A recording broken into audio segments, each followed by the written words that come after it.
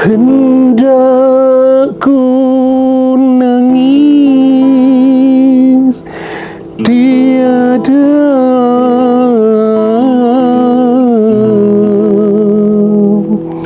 berair mata.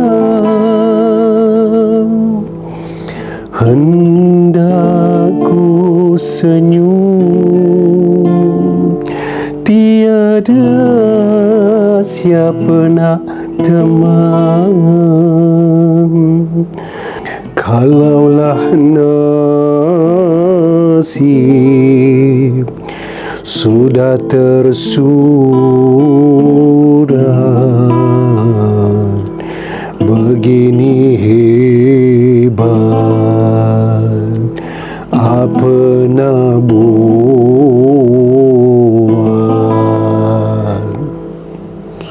Teman teringatlah lagu ini dinyanyikan oleh Liza Hanim sebagai tribute kepada Allahyarham Tan Sri P. Ramlee.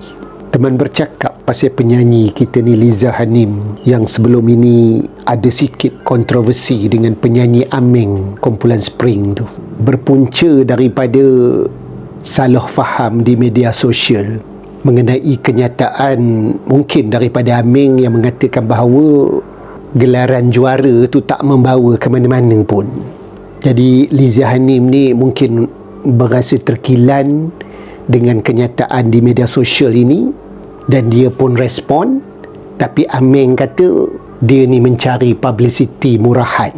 Tapi akhirnya isu ini taklah membawa ke mana-mana pun sebab Liza Hanim telah merendahkan egonya untuk memohon maaf kepada penyanyi Aming ni. Jadi dari segi psikologinya, tindakan Liza Hanim ini menunjukkan dia ada kematangan emosi dan dia buang ego demi menjaga keharmonian. Dia telah menghubungi isteri Aming tu dan memohon maaf secara terbuka, dan Aming mengesahkan bahawa dia juga menerima permohonan maaf itu secara terbuka. Kedua-duanya memilih untuk berdamai dan menganggap isu ini selesai. Macam mana boleh selesai? Sebab bila ada pihak yang mempunyai kematangan emosi, membuang ego, membuang perasaan sombong. Sebab apa kena buang ego? Sebab ego itu adalah gambaran kepada kesombongan kita. Ego tu juga adalah gambaran kepada kesombongan juga. Kadang-kadang orang yang sombong, orang yang ego ni dia tak sedar. Dia ibarat duduk di atas puncak gunung. Mungkin daripada puncak gunung tu dilihat orang lain ni semua kecil aja, tapi dia tak sedar yang kita kat bawah ni pun tengok dia kecil juga. Saudara, orang yang sombong bagaikan orang yang berdiri di puncak gunung. Dia melihat orang lain kecil. Sebaliknya, orang lain juga melihat dia kecil. Fikirkanlah. Apa itu? Jadi biarlah teman sambung lagu tadi tu.